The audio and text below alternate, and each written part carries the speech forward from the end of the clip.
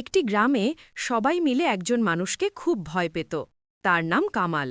গ্রামের মানুষ তাকে দেখলেই পথ বদলে ফেলত। কারণ কামাল খুব রাগী, কথা বললেই চিৎকার করত, আর কারও সামান্য ভুলও সহ্য করত না। সবাই ভাবত, এই মানুষটা খুব খারাপ। একদিন গ্রামের মসজিদের ইমাম সাহেব বললেন, মানুষকে নয়, তার স্বভাবকে ঘৃণা করো। আগে জানো কেন সে এমন।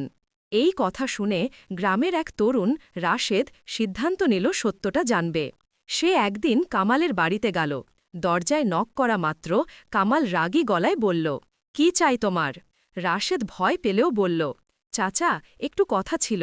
কামাল বিরক্ত হয়ে তাকে ভেতরে বসাল। কিছুক্ষণ পর রাশেদ দেখল ঘরের এক কোণে কামালের বৃদ্ধ মা বিছানায় শুয়ে কাঁপছেন। তার চোখে এক ফোঁটা পানি এসে গেল যখন সে দেখল কামাল খুব যত্ন করে তার মাকে পানি খাইয়ে দিচ্ছে। রাশেদ জিজ্ঞেস করল, চাচা, আপনি কেন সবার সাথে এত রাগী? কামাল দীর্ঘশ্বাস ফেলে বললেন, বাবা, আমি ছোটবেলায় খুব শান্ত ছিলাম। কিন্তু মানুষ আমাকে সবসময় অবহেলা করেছে, ঠকিয়েছে, আমার ভালোবাসা কেউ বোঝেনি। এখন মা ছাড়া কেউ আর নেই, তাই নিজের স্বভাবটাই কঠিন হয়ে গেছে। কিন্তু আমি মনের দিক থেকে খারাপ না। রাশেদ নীরবে বুঝে গেল, মানুষ খারাপ নয়, তার অবস্থার কারণে স্বভাব খারাপ হয়ে যায়।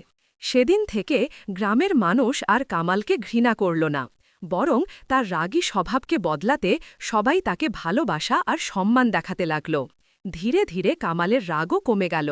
এবং নৈতিক শিক্ষা: ক, মানুষকে ঘৃণা করা ভুল। খ, অনেক সময় মানুষের আচরণের পেছনে অজানা কষ্ট লুকিয়ে থাকে। গ,